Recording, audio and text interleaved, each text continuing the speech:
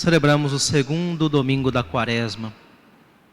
Domingo este que sempre na liturgia da palavra a Igreja nos propõe como Evangelho a passagem da Transfiguração. Por ser uma passagem do Evangelho, um mistério da vida de Cristo, que tem muito a ver com o tempo litúrgico que celebramos, porque está no centro da Transfiguração a cruz do Senhor. Esse é o grande centro da Quaresma. Passarmos por esta experiência de 40 dias de oração, de penitência, como Jesus, nosso Mestre e Senhor, o fez, e assim chegarmos com Ele na glória da ressurreição. A Transfiguração é uma espécie de antecipação do mistério pascal do Senhor, né? Da sua paixão, da sua morte, da sua ressurreição. Comparando assim com o cinema, podemos dizer que a Transfiguração comparada com o mistério pascal é como se fosse o trailer, né? O trailer é a Transfiguração e o filme completo é o mistério da Páscoa do Senhor, seu êxodo, paixão, morte e ressurreição. Porque na Transfiguração, irmãos e irmãs, nós podemos contemplar esta mistura de glória e dor, de sofrimento e de exaltação na vida do Senhor, não é? Temos nesta cena mística uma experiência sobrenatural, que são testemunhas diretas, esses 3 apóstolos escolhidos por Jesus, não é? Pedro, João e Tiago. Nessa experiência nós temos aí esse prelúdio da paixão do Senhor, né? Mas revestido também de uma glória. É uma glorificação que, no dizer dos padres da Igreja, foi um ato de misericórdia de Deus para com os apóstolos, porque os preparou para a paixão. Foram agraciados com a experiência mística da Transfiguração para que, fortalecidos, pudessem então serem testemunhas do sofrimento, da humilhação e da morte de Cristo. Se nós examinamos bem os evangelhos, vamos perceber que justamente esses 3 apóstolos que estão na Transfiguração, também o Senhor os convidou para estar perto dele lá na Quinta-feira Santa, no Horto das Oliveiras, quando Jesus passou pela profunda agonia prévia ao sofrimento físico. O Senhor sentiu angústia naquele momento, e tão foi a sua angústia que até fisicamente se notou. Jesus suava e escorriam gotas de sangue que caíam por terra. É o próprio São Lucas que nos relata esse detalhe da paixão do Senhor. E lá estavam Pedro, João e Tiago. A experiência desses apóstolos também pode acontecer na nossa vida, mas temos que buscá-la, irmãos e irmãs. Ela não vem naturalmente. Não todos os cristãos, infelizmente, fazem a experiência da Transfiguração. Poderíamos dizer até, sem ser pessimistas, mas sim realistas, que é apenas uma minoria entre os católicos chegam a fazer uma experiência pessoal e profunda da vida divina já aqui na terra. Experiência de profunda oração. São poucos os cristãos que são almas verdadeiramente contemplativas. Não porque Deus dificulta as coisas, Ele quer que todos os batizados sejam contemplativos, que todos alcancemos a santidade, que todos sejamos íntimos amigos dele, mas somos nós que às vezes negligenciamos essa tarefa. Preferimos ficar nos serviços mínimos. Fazemos o mínimo para ir para o céu, com o menor esforço possível. Essa é uma dura realidade que nós temos que encarar, mas não nos acostumarmos com ela. E sempre de novo buscar melhorar. E o tempo da Quaresma, cada ano a Igreja justamente nos convida a isto, a tomarmos consciência, a sacudir a nossa consciência, para nos despertar do sono, da inércia e da tibieza e entrarmos numa vida de profunda oração, vida interior. Ter essa experiência que São Paulo expressa nas suas cartas, dizendo que podemos ter uma vida escondida com Cristo em Deus. Isso é ter vida interior, é ser alma contemplativa, mesmo estando no meio do mundo. Para ser contemplativo não é necessário ser monge cartucho.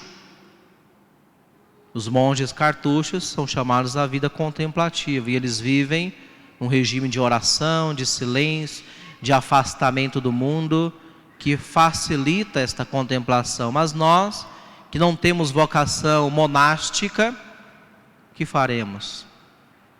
Podemos ser contemplativos também? A resposta é sim, claro que sim. Todos os cristãos, independente do lugar onde estão, podem e devem ser almas contemplativas. Mas para isso é preciso levar Deus a sério. Para isso é preciso se aplicar mais. É preciso sair do mínimo cumprimento das regras da igreja e ir além. A igreja, como nossa mãe, como nossa mestra, ela nos coloca uns panoramas mínimos, né? Que poderíamos resumir nos 5 mandamentos da igreja. Vocês se lembram de estudar isso na catequese da primeira comunhão? Eu me lembro, né? 5 mandamentos da igreja, uma das coisas que a gente aprende na catequese. Às vezes, com o passar dos anos, a gente esquece, né? Porque vai surgindo outras coisas, né? Por isso é sempre bom recordar essas coisas básicas. 5 mandamentos da igreja, que são diferentes dos 10 mandamentos da lei de Deus. Os 10 mandamentos são uma coisa, e os 5 mandamentos da igreja são outra coisa. Primeiro mandamento da igreja: serviços mínimos, hein? Que a igreja pede de nós. O mínimo que você precisa fazer para ser um bom católico. Quase que eu falei o título do livro do Olavo, né? O mínimo para não ser um idiota. Não, mas não é isso. É o mínimo que precisamos fazer para sermos católicos de verdade. Quem não faz esses 5 pontos, quem não vive os 5 mandamentos, não é nem muito católico nada, já é mais pagão do que católico. Continua sendo batizado e será até a vida eterna, mas na prática já não é mais seguidor de Jesus, né? O mínimo é esse. Primeiro, participar da missa inteira nos domingos e dias de guarda. Isso é o mínimo que a gente tem que fazer, né? Todos os domingos, mas os dias santos de guarda, que no Brasil se resume a 4 dias só. Além dos domingos, só 4 dias. Natal, 25 de dezembro, Imaculada, 8 de dezembro, Mãe de Deus, Santa Maria, Mãe de Deus, 1º de janeiro. As 3 são bem perto um do outro, né? E Corpus Christi. São as solenidades de preceito que não caem domingo necessariamente.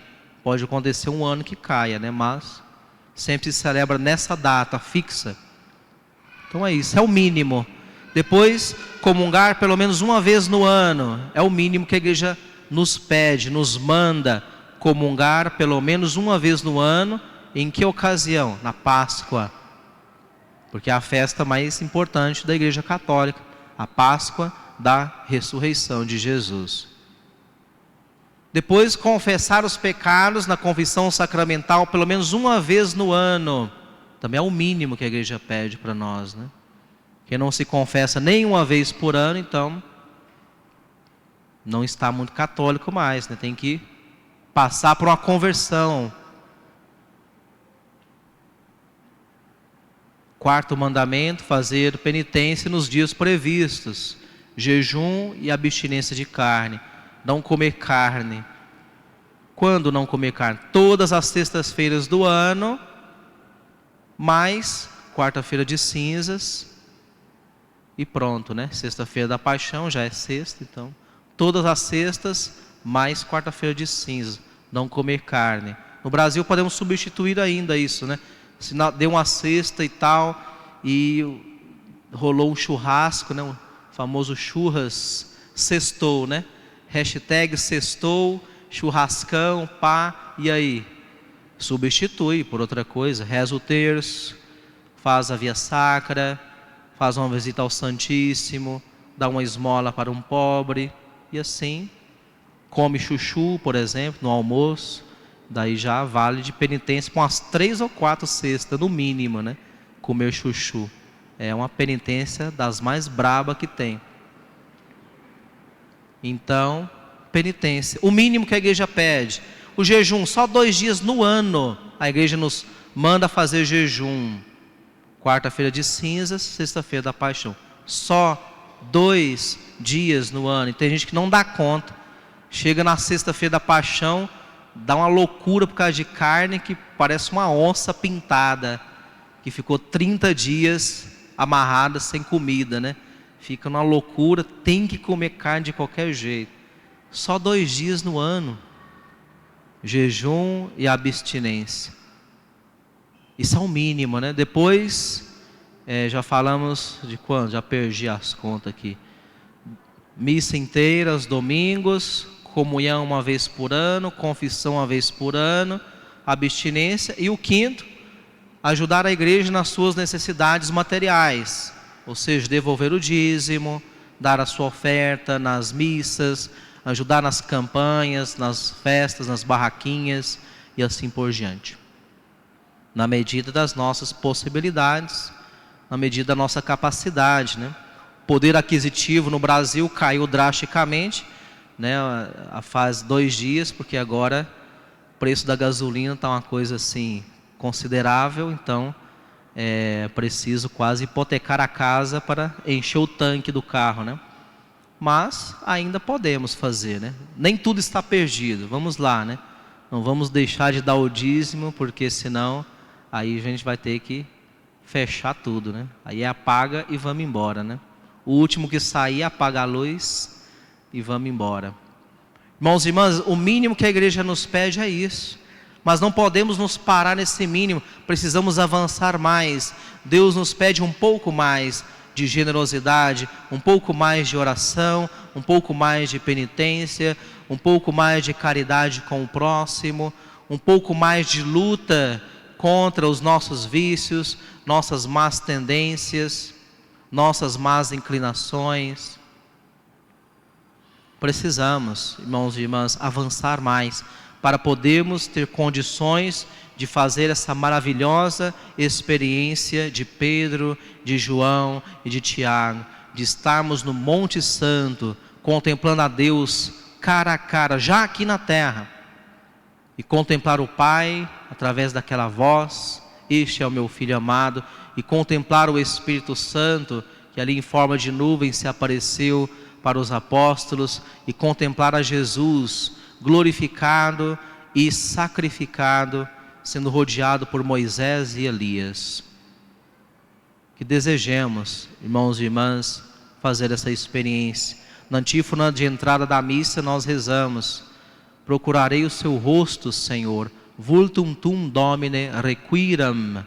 Este versículo deve ser para nós uma oração recorrente, devemos rezar muitas vezes, para que Deus aumente em nós o desejo de contemplar o seu rosto. Buscarei o seu rosto, Senhor, eu tenho sede, eu tenho fome de estar na presença de Deus. Se nós não pedimos isso, nosso coração sempre estará meio frio, e bastaremos com o cumprimento dos 5 mandamentos da igreja, e repito, já é muita coisa. Quem vive os 5 mandamentos está caminhando para o céu, para a salvação, mas devemos aspirar mais. Não podemos ficar medíocres, devemos avançar, desejar a santidade. Que Nossa Senhora, nossa Mãe, e São José, a quem honramos na sua novena, intercedam por nós, nos ajudem a aspirar sempre um pouco mais à contemplação do Senhor.